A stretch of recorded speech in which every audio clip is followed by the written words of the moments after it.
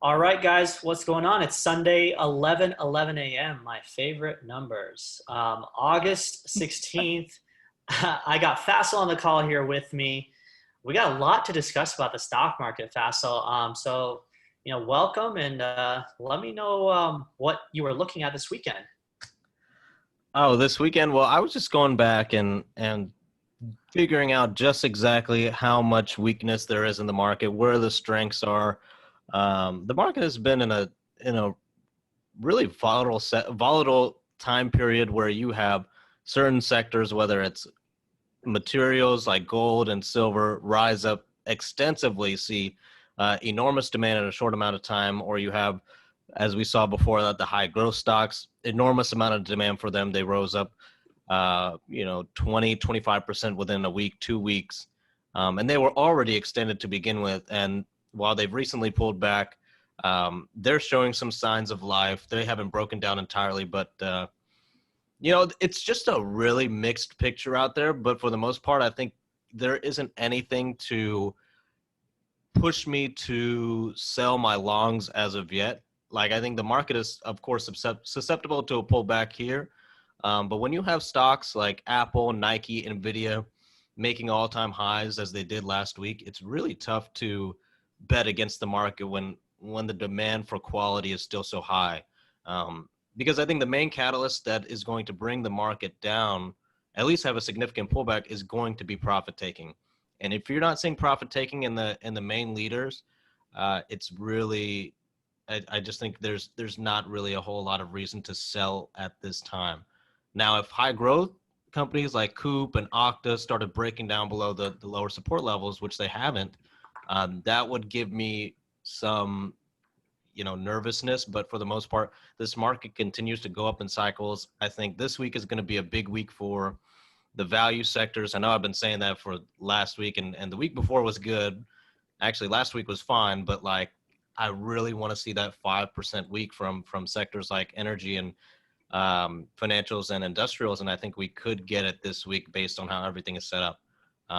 So two things I'm looking for: those value sectors to continue rallying, and I think we may get a pullback in the big cap tech like Apple, maybe Microsoft, Tesla. I think they may end up pulling back, but you might see high growth actually bounce back and hold their own, which is different than how they've both reacted over the past quarter, because usually they move up in unison, down in unison. But lately, when high growth pulled back, you didn't see stocks like Apple pull back. And even though Tesla did, it bounced back significantly from where it had pulled back to. So those are the two things that I'm watching. I think it's going to be a broad rallying week for the market. So I'm pretty optimistic coming in.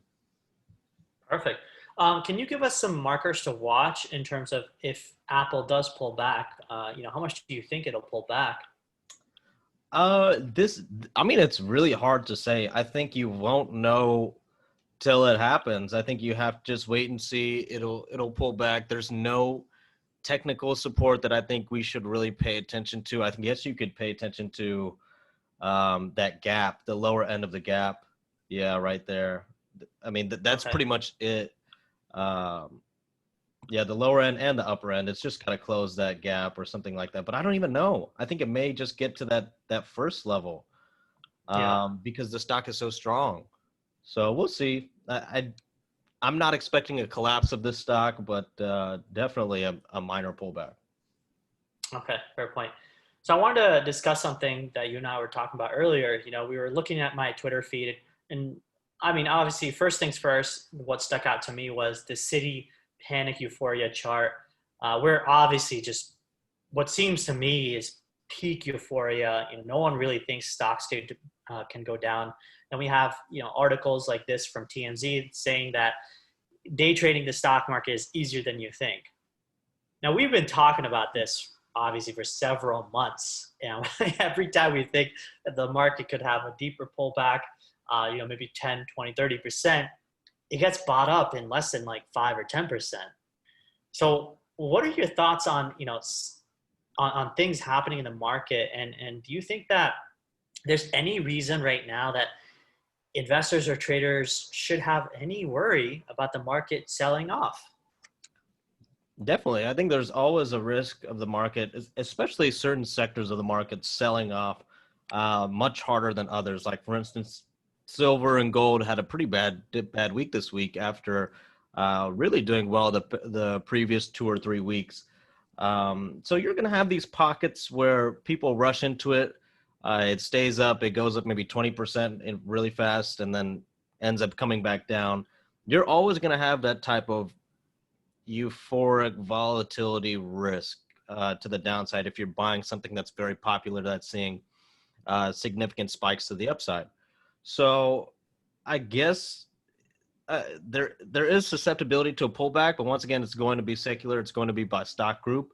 I think you're going to continue to see this market grind higher because even when you do get these pullbacks, like you do get in silver or gold, it's not the end of the world for the other stocks, even though this asset class has been leading over the past month. So you're still seeing a bounce come into the market, and once again, I really just don't think there are many compelling reasons at this point to doubt this market because we still have a chance that value can hold up this market even if tech does pull back. High growth may be done pulling back. While I do think big tech does have a chance to pull back, I don't think it's going to be that much if it does. So I think there's still a lot to like in this market, and even if you're afraid of a pullback, you could trim your positions, you can raise some cash because it's still a risk. But once again, I think you got to be ready to buy if there is one, and definitely don't sell all your holdings, even if you think there is one, because there's a big chance you could be wrong in the short term. Okay, fair point. Do want to let our viewers know that we don't provide financial advice. We are simply looking at the markets, two dudes who love to trade financial markets, and we're simply expressing our views. So make sure you don't follow our signals as buy or sell signals. Yeah, we are not financial advisors. um, so let's dial back a little bit, right? So again, we were talking about potential pullbacks in the market. You could raise some cash to buy some of the dips. Are you at all concerned? Like, do you have these sweats at night where you feel like the market is just too extended? Or do you feel like, you know what, I guess this is just a new normal? Maybe valuations are just going to be like this, for a long period of time. I don't sweat at all. No, I think this market has told us exactly what it values, which is relative safety in earnings and revenues.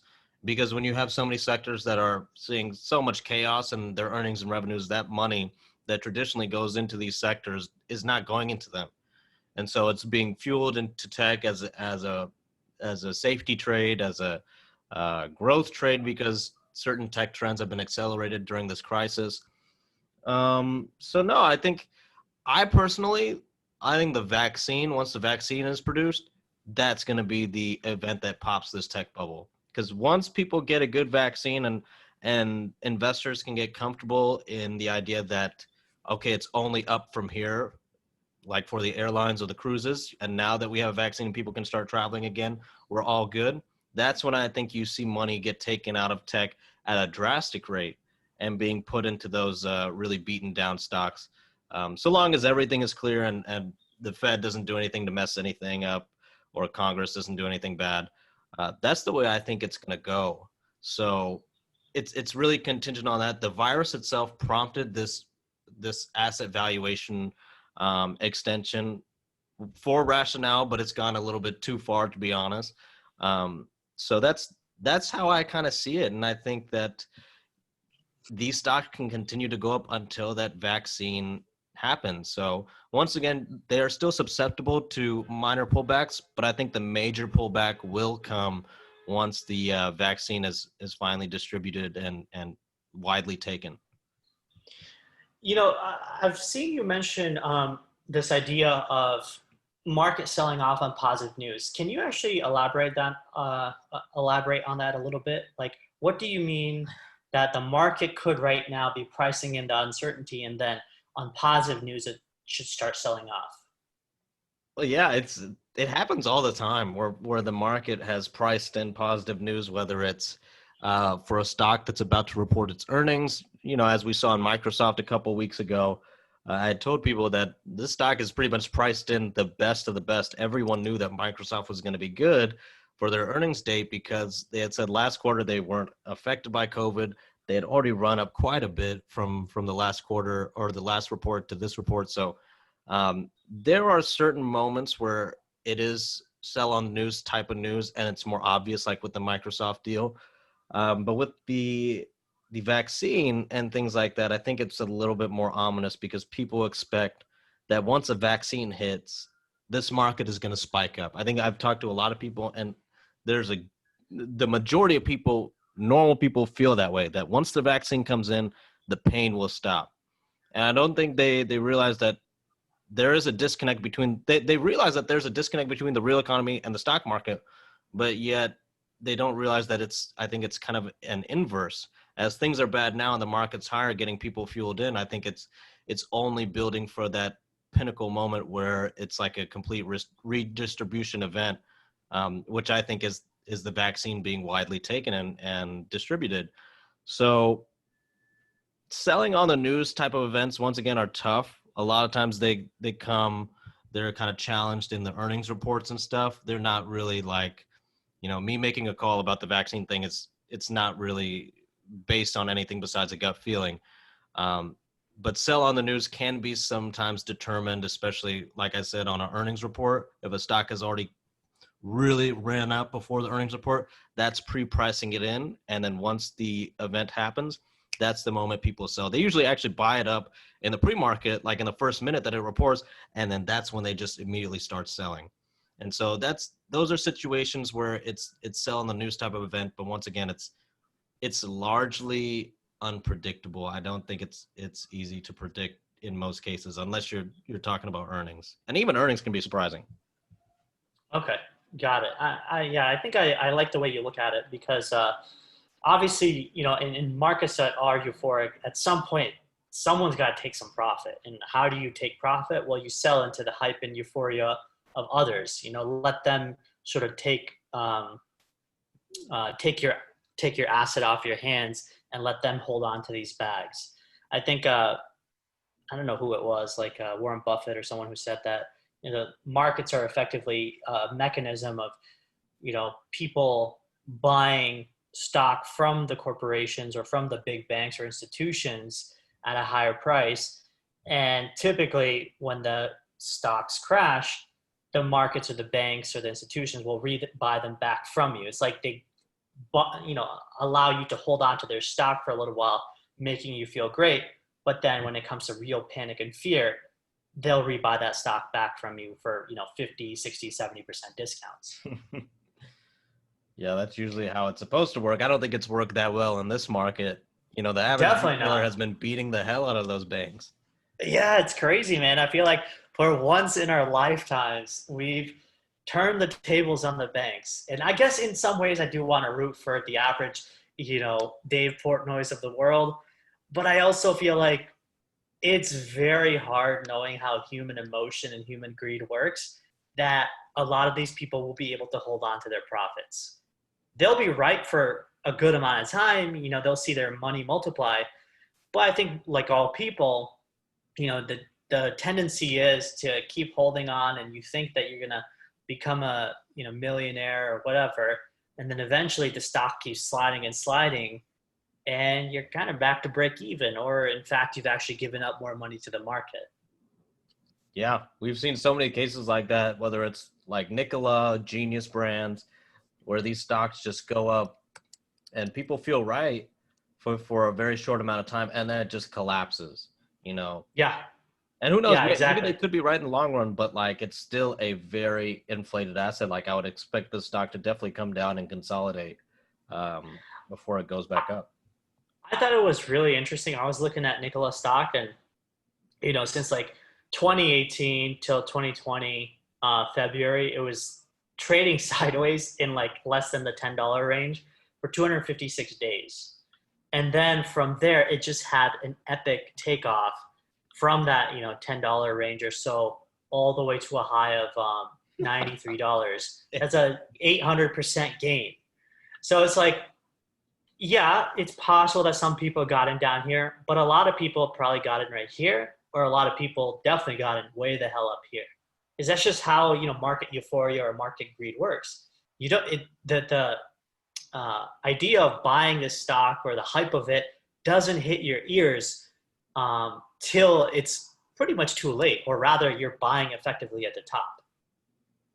Yeah, that's the toughest thing. It's easy. I think it's easy to get into the stock and make money. It's very tough to know when to sell it, especially if you're someone who, like, I'm sure people who bought it are big believers in electric vehicles, and they look at an electric vehicle car company and they're like, wow, I want to be a part of this innovation and the kind of change in landscape of the auto industry, and it's They, just they so could even they could even look at Nikola as potentially the next Tesla. So they're probably thinking, yeah, well, wait a second. I saw Tesla go from $50 to $1,500. It's possible that Nikola goes from at least 50 to 250. You know. exactly.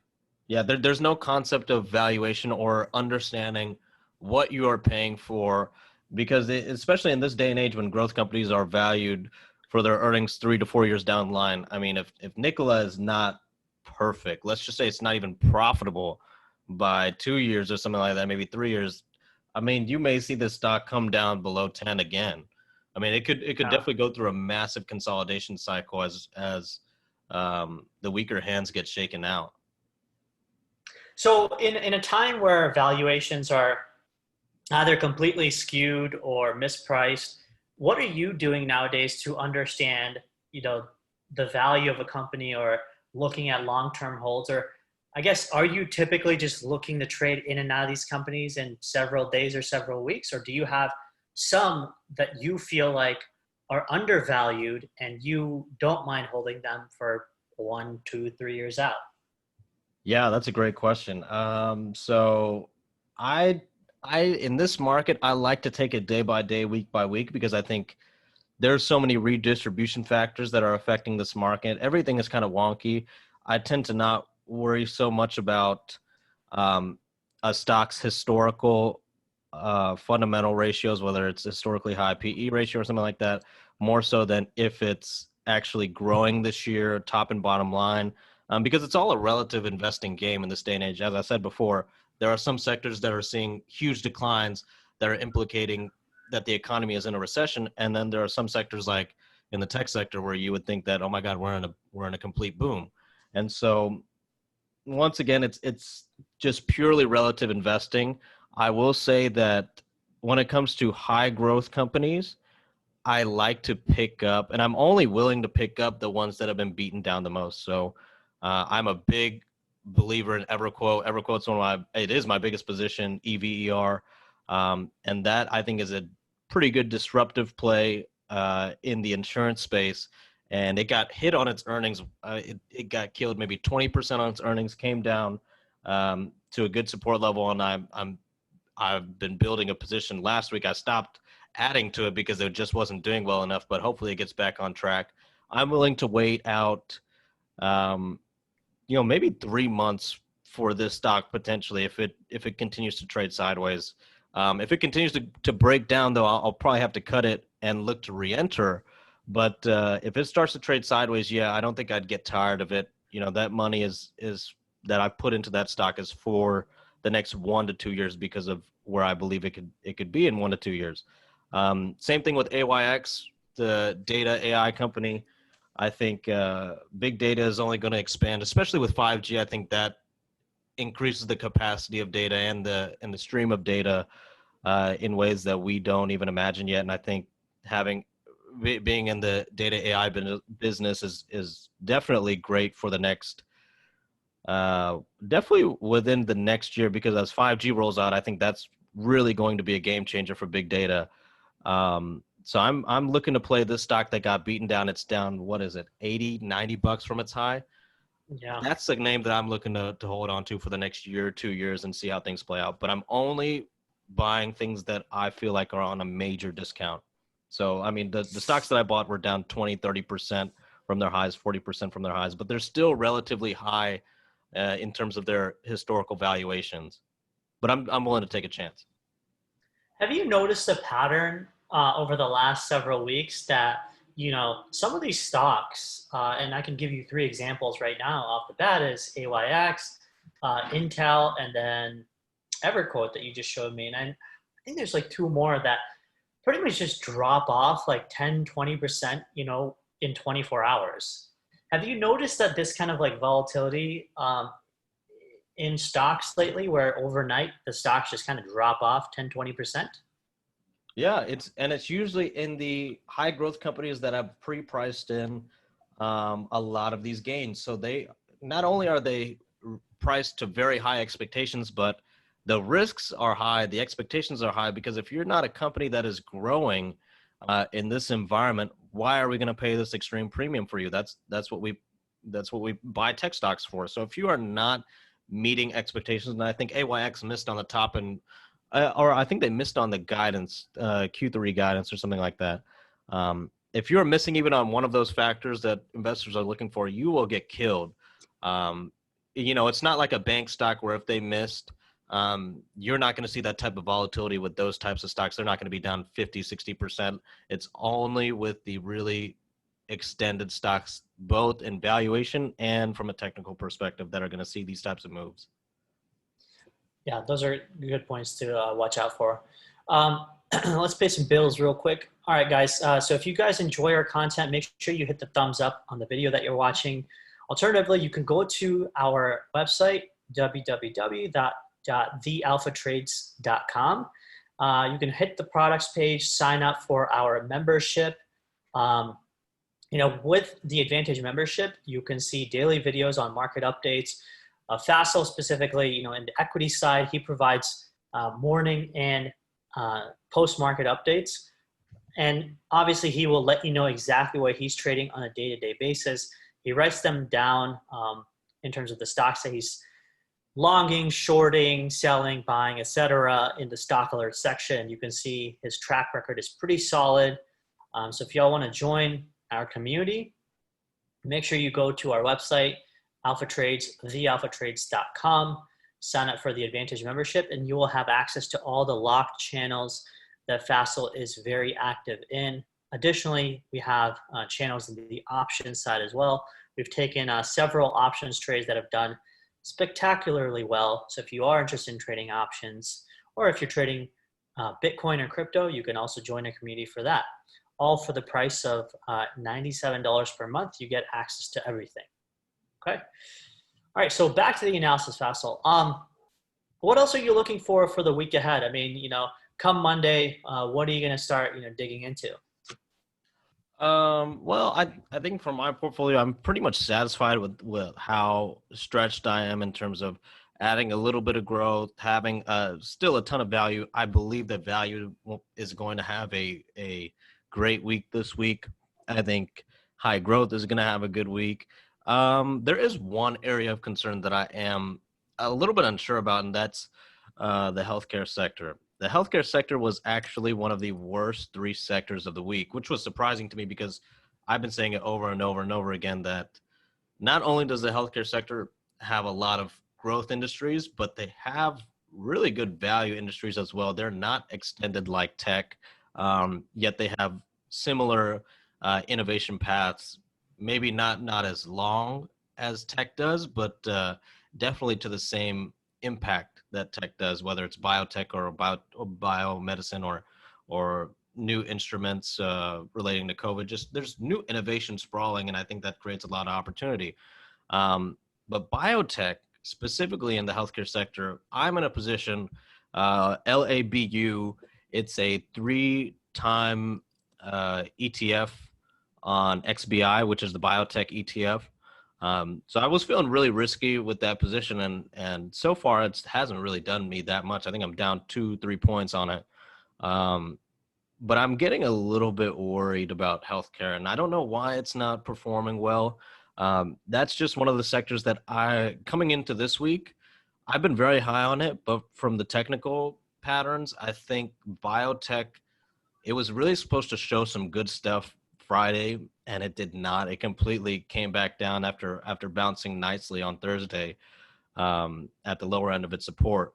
So I really need to see biotech do very well Monday. Like I'm talking at least make a higher high than what it was Friday, and Friday it dropped, I think, 2 or 3 points. So it needs to get up maybe 4 points by Monday, latest Tuesday, for me to believe that biotech is not a sector that is susceptible to overextended profit taking, because a lot of these stocks, just like the software sector, they've seen elevated valuations as a result of investors trying to play COVID. They're trying to seek safety in the healthcare industry, because it's not only is it going to see innovation from COVID, but they also have relative safety in their earnings.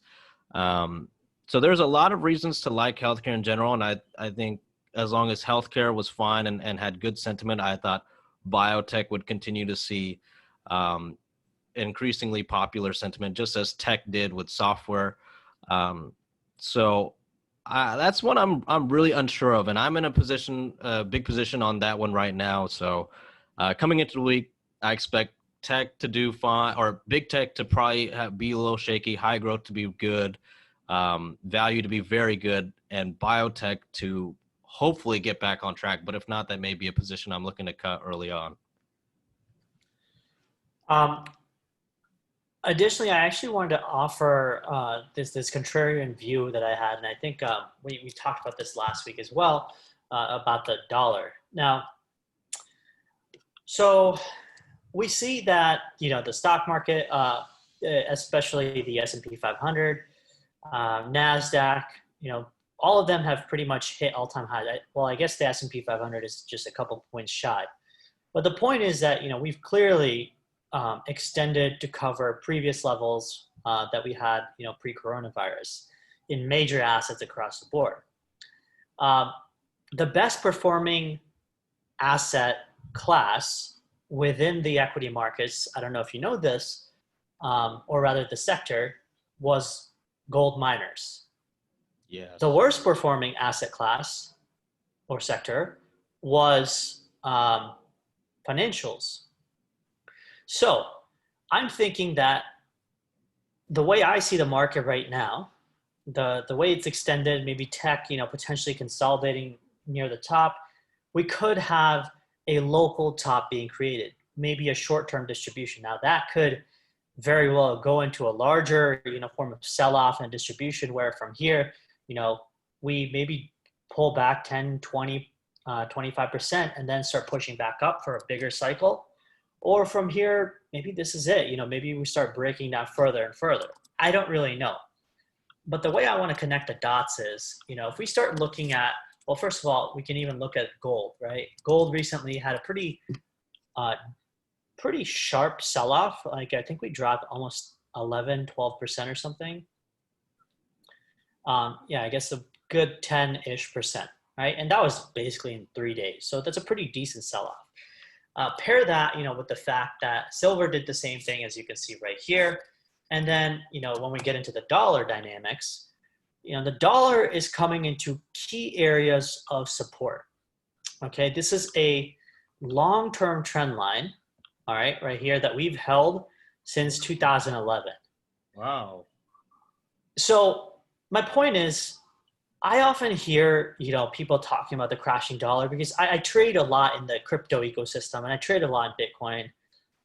And as much as I like talking about Bitcoin and cherishing its success, I really fucking hate when people start talking about, the dollar crashing, because it really, speaks on their immaturity of the fact that the dollar is the world reserve. Like 79.5% of global trade is done in dollars. There are numerous countries that have US denominated debt. They have US cash reserves. They have swap lines connected to the Fed that utilize the US dollar.